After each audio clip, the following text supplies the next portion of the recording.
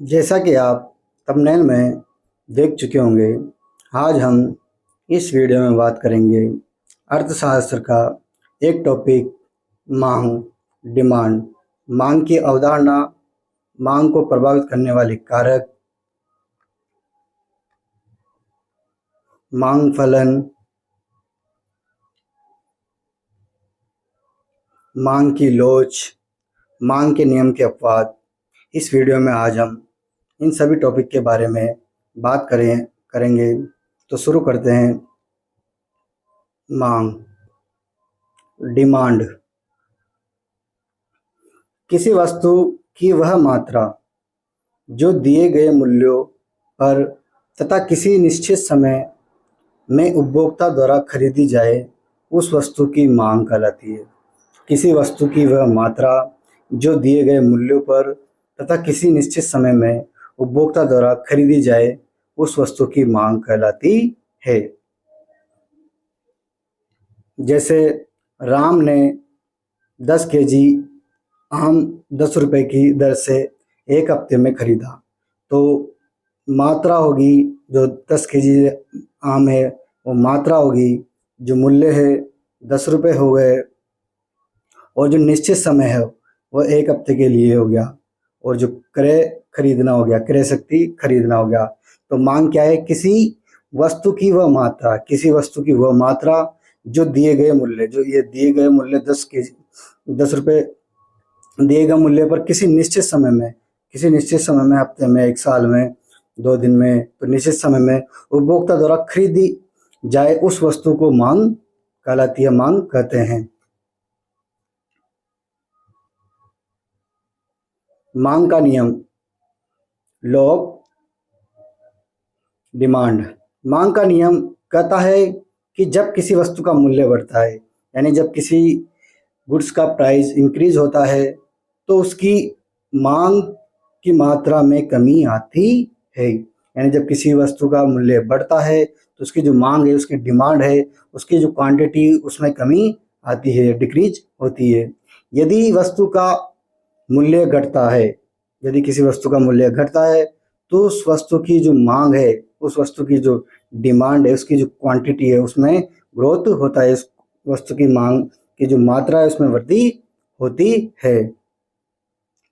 अर्थात मांग का नियम वस्तु के मूल्य और उसकी मांग की मात्रा के बीच व्युत्क्रमानुपात संबंध को दर्शाता है। जो मांग का नियम है वो वस्तु के मूल्य, उसकी मांग की मात्रा के बीच व्युत्क्रमानी यानी उल्टा संबंध, प्रतिलोम संबंध को दर्शाता है। मांग का नियम तब कार्य करता है जब अन्य कारक स्थिर हो। मांग का नियम में जब कार्य करता है तब अन्य कारक स्थिर हो।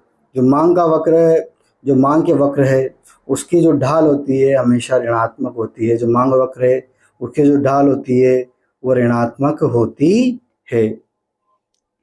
जो मांग वक्र है, मांग वक्र की जो ढाल होती है बाएं से दाएं नीचे की ओर होती है। जो मांग वक्र की ढाल है वो बाएं से दाएं, बाएं से दाएं, बाएं से दाएं नीचे की ओर होती है मांग वक्र की ढाल। यदि किसी वस्तु की मांग बढ़ रही है, यदि मांग बढ़ रही है तो वस्तु की जो मात्रा है वो घटेगी। यदि किसी वस्तु की जो मांग है वो बढ़ रही है, यदि मांग बढ़ रही है तो जो वस्तु की मात्रा है, जो वस्तु की मात्रा है वो घटेगी, और मांग में कमी आ रही है, मांग में कमी आ रही है तो जो वस्तु की मात्रा है वो बढ़ेगी। ये मांग के नियम के बीच प्रतिलोम व्युत्क्रमानी संबंध है, प्रतिलोम संबंध है। मांग और वस्तु की मात्रा के बीच प्रतिलोम संबंध है। मांग अनुसूची। मांग अनुसूची एक सारणीगत निरूपण है जो विभिन्न मूल्यों पर मांग की प्रकृति को दर्शाता है। जो मांग अनुसूची है, मांग अनुसूची एक सारणीगत निरूपण है जो विभिन्न मूल्यों पर मांग की प्रकृति को दर्शाता है। यह 2 प्रकार का होता है। जो मांग अनुसूची है 2 प्रकार की होती है, व्यक्तिगत मांग अनुसूची, बाजार मांग अनुसूची। 2 प्रकार की होती है मांग अनुसूची, व्यक्तिगत मांग अनुसूची, बाजार मांग अनुसूची। मांग अनुसूची एक सारणीगत निरूपण है जो विभिन्न मूल्यों पर मांग की प्रकृति को दर्शाता है, जो विभिन्न मूल्य है जैसे प्राइस है, उस पर मांग की जो प्रकृति है, अलग अलग मांग उसकी जो उसको प्रकृति को दर्शाता है। जैसे व्यक्तिगत मांग अनुसूची और बाजार मांग अनुसूची। तो व्यक्तिगत मांग अनुसूची में प्राइस है 10 रुपये, 20 रुपये, 30 रुपये, 40 रुपये, 50 रुपये। जो केजी है इसमें वीकली प्राइस है 150 रुपये, 10 रुपये के हिसाब से 140, 130, 120, 110। और जो बाजार मांग अनुसूची है उसमें प्राइस है और वीकली में ए बी सी मांग है, ए बी सी। तो ए में मांग 150 है, बी में 100 है, सी में 200 है। तो ए में 140 है, 80 है, 180 है। तो तीसरी जो प्राइस है 30 के अनुसार उसमें जो वस्तु की मांग है 130, 60, 170, 40 में 120, 30, 180 और 50 में 110, 20, 110। तो जो कुल बाजार मांग होगी वो 450, 400, 360, 300, 240 होगी। मांग को प्रभावित करने वाले कारक। मांग को प्रभावित करने वाले कारक जो ऐसे कौन सा फैक्टर है जो मांग को प्रभावित करते हैं, जो मांग को प्रभावित करने वाले कारक। पहला है वस्तु का मूल्य। जो वस्तु का मूल्य होता है वो मांग को प्रभावित करता है।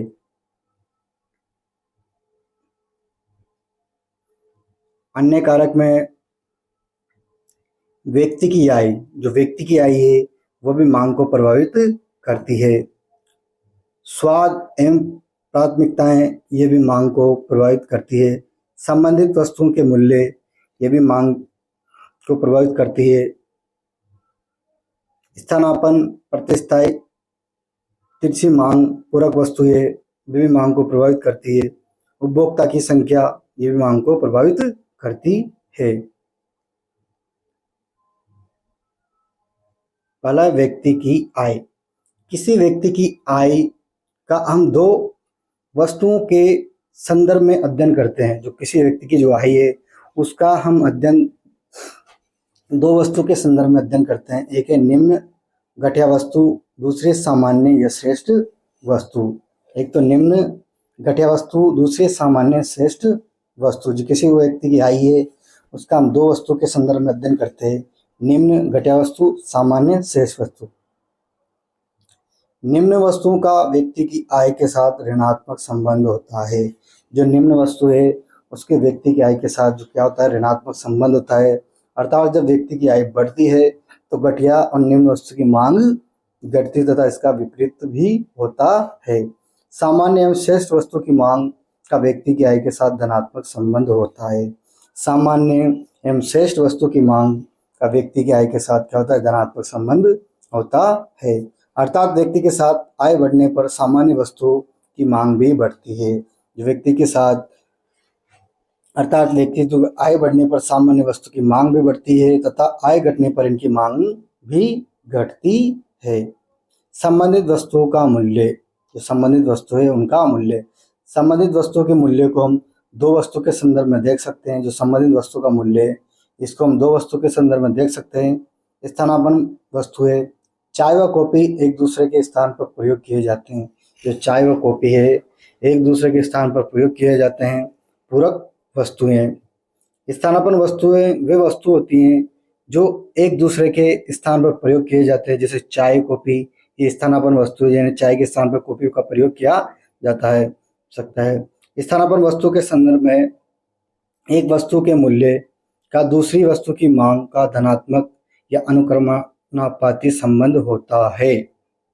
जो स्थानापन्न वस्तु है उसके संदर्भ में एक वस्तु का जो मूल्य है दूसरी वस्तु की मांग पर क्या होता है, धनात्मक संबंध होता है। जैसे चाय है और कॉफी है, उनके बीच जो संबंध है ये धनात्मक होता है।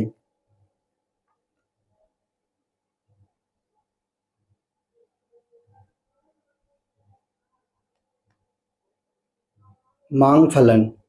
मांग फलन वस्तु की मांग तथा वस्तु की मांग को निर्धारित करने वाले तत्वों के बीच को संबंध को बताता है। जो मांग फलन है वो वस्तु की मांग, जो थिंग्स ऑफ डिमांड, वस्तु की मांग तथा वस्तु की मांग को निर्धारित करने वाले तत्वों के बीच संबंध को बताता है।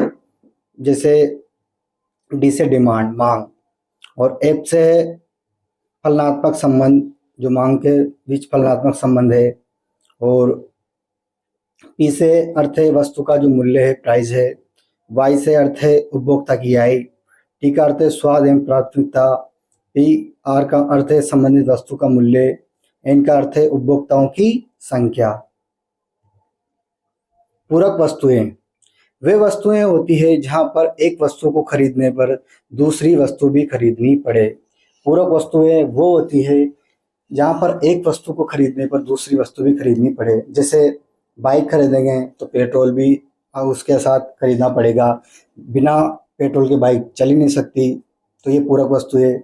सूरज, जैसे शूज खरीदते हैं तो उसके साथ सॉक्स भी खरीदते हैं, मोजे भी खरीदने पड़ते हैं। जैसे समोसा तो उसके साथ चटनी, पेन, पेन के साथ इंक।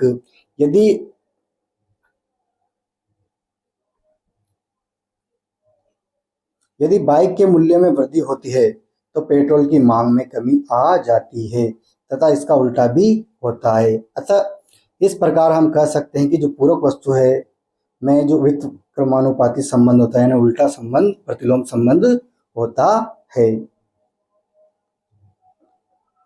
उपभोक्ता की संख्या, उपभोक्ता की संख्या एवं वस्तु की मांग के बीच अनुक्रमानुपातिक संबंध होता है। जो उपभोक्ता की संख्या एवं वस्तु की मांग है उसके बीच अनुक्रमानुपातिक संबंध होता है। जो उपभोक्ता की संख्या है, वस्तु की मांग है के बीच अनुक्रमानुपातिक संबंध होता है। मांग में प्रसार व संकुचन, मांग में प्रसार व संकुचन। अगर मूल्य परिवर्तित है और अन्य कारक स्थिर है तो जो मांग वक्र है वो ऊपर की ओर बढ़ेगा, और मांग में जो मांग वक्र है नीचे की ओर बढ़ने पर मांग में प्रसार एवं संकुचन। माना कि मूल्य परिवर्तित है, जो मूल्य प्राइस है परिवर्तित है, तथा जो अन्य कारक, जो अन्य फैक्टर है वह स्थिर है। माना वस्तु का प्रारंभिक मूल्य 10 रुपये है तथा यह मांग वक्र पर 0 बिंदु को दर्शाता है। यदि अब वस्तु के मूल्य में वृद्धि होती है तो हमें मांग वक्र पर 0.1 से 0.2 की ओर चलना पड़ता है, ऊपर की ओर। इस स्थिति में हमें मांग में संकुचन देखने को मिलता है। मांग 100 से घटकर 80 हो जाती है। यदि वस्तु के मूल्य में कमी होती है तो हमें मांग वक्र 0.1 से 0.3 के नीचे की ओर बढ़ना पड़ता है, जिससे मांग 100 से बढ़कर 120 हो जाती है। इसे मांग में प्रसार कहते हैं। इसे क्या कहते हैं? मांग में प्रसार कहते हैं। मांग में प्रसार या संकुचन कहते हैं। ये मांग में प्रसार संकुचन का वक्र है। यानी मांग में जो संकुचन होता है मांग वक्र की ऊपर की ओर बढ़ने पर होता है, और जो मांग में प्रसार होता है मांग वक्र के नीचे की ओर बढ़ने पर होता है। तब होता है जब मूल्य परिवर्तित हो और अन्य कारक क्या हो? स्थिर हो। मांग में वृद्धि या कमी, माना मूल्य स्थिर हो। जब इस मूल्य स्थिर हो तथा जो अन्य कारक, अन्य फैक्टर है वो परिवर्तित हैं, यह स्थिति उपभोक्ता की आय, जो कंज्यूमर की इनकम है, एवं सामान्य और शेष वस्तु से संबंधित है। ऐसे में यदि उपभोक्ता की आय बढ़ती है, जो उपभोक्ता की आय बढ़ती है तो मांग वक्र दाईं ओर खिसक जाता है, क्योंकि उपभोक्ता की आय बढ़ने से सामान्य वस्तु भी बढ़ती है, तथा दूसरी ओर उपभोक्ता की आय घटती है तो मांग वक्र बाईं ओर खिसक जाता है, क्योंकि उपभोक्ता की आय घटने से जो सामान्य वस्तु की मांग घटती है। जब मांग वक्र दाईं ओर खिसकता है तो इसे मांग में वृद्धि कहा जाता है। जब मांग वक्र बाईं ओर खिसकता है तो मांग में कमी कहा जाता है। जो मांग की लोच है, मांग की लोच को मापने की विधियां, कुल व्यय विधि, बिंदु विधि, प्रतिशत विधि। जो मांग के लोच इसको मापने की विधियां। मांग की लोच, मांग की लोच किसी वस्तु के मूल्य परिवर्तन की तुलना में उसके मांग में हुए परिवर्तन की माप है। जो मांग की लोच है किसी वस्तु के जो मूल्य परिवर्तन की तुलना में उसके मांग में हुए परिवर्तन की माप है। इसे हम वस्तु की मांग की मात्रा में हुए प्रतिशत परिवर्तन को वस्तु के मूल्य में हुए प्रतिशत परिवर्तन से मांग देकर प्राप्त करते हैं। मांग की लोच। मांग की लोच। किसी वस्तु का मूल्य 2 रुपये से बढ़कर 4 रुपये हो जाता है तथा उसकी जो मांग की मात्रा है इकाई 10 से घटकर 6 हो जाती है, तो मांग की लोच ज्ञात करें। मांग की लोच उसको ज्ञात करने का जो सूत्र है, जो मांग की लोच ई डी बराबर परसेंटेज डेल, इसका अर्थ है परिवर्तन, मांग की मात्रा, क्यू डी का अर्थ है मांग की मात्रा और पी का अर्थ है मूल्य। ये मांग की लोच ज्ञात करने का सूत्र है। मांग की लोच के प्रकार। जो मांग की लोच है उसके प्रकार, जो मांग की लोच है वो मुख्यतः 5 प्रकार में बांटी है। पहली है पूर्णतया लोचदार मांग। पूर्णतया बेलोचदार मांग। दूसरी है पूर्णतया लोचदार मांग। एकात्मक लोचदार मांग। एकात्मक लोचदार से उच्च, एकात्मक लोचदार से कम। जो इसमें आवश्यक वस्तु व नमक दवाएं आती है पूर्णतया बेलोचदार मांग में, जो इसकी मांग बराबर होती है। जो पूर्णतया लोचदार मांग होती है इसकी जो काल्पनिक मांग होती है अनंत होती है। एकात्मक लोचदार मांग ये मांग की लोच से अधिक होती है। एकात्मक लोचदार से उच्च पार्श्विक लोचदार मांग ये मांग की लोच से कम होती है। एकात्मक लोचदार से कम पारस्परिक बेलोच। पहला है पूर्णतया बेलोच मांग। अति आवश्यक वस्तु की स्थिति में मांग पूर्णतः बेलोच होती है। जो अति आवश्यक मुख्य वस्तु होती है जैसे रोटी, कपड़ा, पानी, ये अति आवश्यक वस्तु है, तो इसकी जो मांग है पूर्णतः बेलोच होती है, क्योंकि ऐसी वस्तुओं के मूल्य में यदि परिवर्तन के बावजूद भी मांग में कोई परिवर्तन नहीं होता है। मूल्य में परिवर्तन होने पर भी मांग में कोई परिवर्तन नहीं होता, शून्य परिवर्तन होता है। इसे मांग की जो पूर्णतः बेलोच मांग कहा जाता है। इसका सूत्र है मांग में परिवर्तन बटा मूल्य में परिवर्तन। उदाहरण, नमक तथा अन्य अति महत्वपूर्ण वस्तु की मांग पूर्णतः बेलोच होती है तथा मांग वक्र y अक्ष के समानांतर होता है। जो मांग वक्र है वो y अक्ष के जो है समानांतर होता है। पूर्णतया लोचदार मांग। पूर्णतया लोचदार मांग, जब किसी वस्तु पर किसी वस्तु की मांग अत्यधिक हो जाए, जब किसी वस्तु पर किसी वस्तु की मांग अत्यधिक हो जाए अनंत तो इसे पूर्णतया लोचदार मांग कहते हैं। ऐसी स्थिति में मांग वक्र एक अक्ष के समांतर होता है। यह एक काल्पनिक स्थिति है जो किसी भी मूल्य पर किसी वस्तु की मांग अनंत नहीं हो सकती है।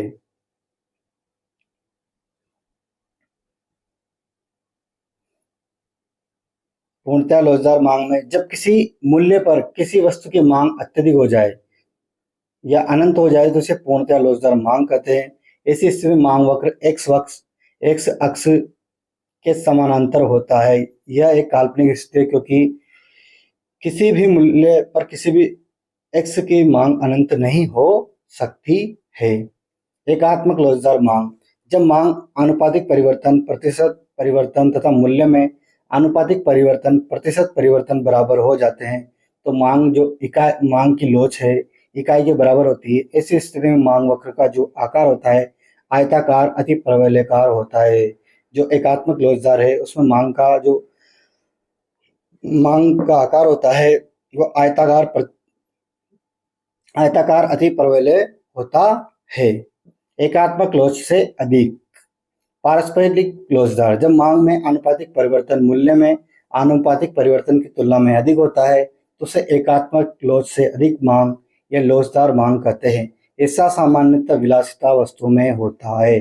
जो विलासिता वस्तु होती है उनमें ऐसा होता है। एकात्मक लोच से निम्न मांग बेलोच मांग है। जब मूल्य में आनुपातिक परिवर्तन मांग में आनुपातिक परिवर्तन की तुलना में अधिक होता है तो इसे एकात्मक लोच से निम्न मांग या बेलोच मांग कहते हैं। ऐसा सामान्यतः महत्वपूर्ण वस्तु के संदर्भ में होता है।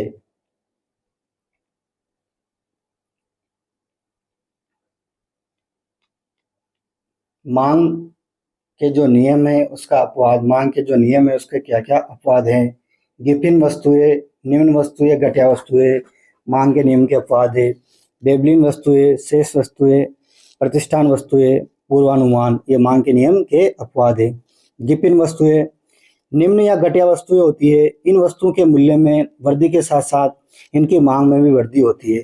जो निम्न ये गिफिन की वस्तु होती है, ये घटिया वस्तु होती है, जिन वस्तु के मूल्य में वृद्धि के साथ साथ इनकी मांग में भी वृद्धि होती है। अर्थात गिफिन की वस्तुएं के मूल्य और मांग में अनुक्रमानुपाती धनात्मक संबंध होता है, यानी सकारात्मक संबंध होता है मूल्य और वस्तु के मांग के बीच में।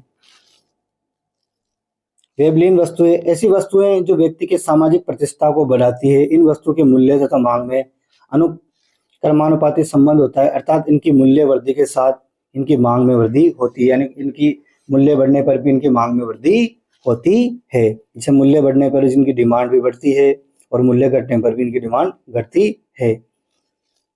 पूर्वानुमान, मांग का नियम का अपवाद है तीसरा, पूर्वानुमान। जब किसी व्यक्ति को लगता है कि भविष्य में उसकी जरूरत की वस्तु की महंगी हो सकती है तो वह बढ़ती कीमतों पर भी वस्तु को अधिक मात्रा में खरीद लेता है। जब किसी व्यक्ति को लगता है कि भविष्य में उसकी जरूरत की वस्तु की महंगी हो सकती है तो वह बढ़ती कीमतों पर भी वस्तु की अधिक मात्रा खरीद लेता है, ताकि उसे भविष्य में अत्यधिक बढ़े हुए मूल्य का भुगतान न करना पड़े। और मांग के नियम के अपवाद की स्थिति में मांग वक्र बाएं से दाएं ऊपर की ओर उठता हुआ दिखाई देता है। जो मांग का नियम का अपवाद है, इस स्थिति में मांग वक्र बाएं से दाएं ऊपर की ओर उठता हुआ दिखाई देता है। अगर सभी कंपटीशन की तैयारी करने वालों को अगर वीडियो पसंद आए तो वीडियो को लाइक करें, कमेंट करें, कोई भी डाउट हो वीडियो से संबंधित, और वीडियो को ज़्यादा से ज़्यादा शेयर करें, चैनल को सब्सक्राइब करें। जय हिंद, जय भारत।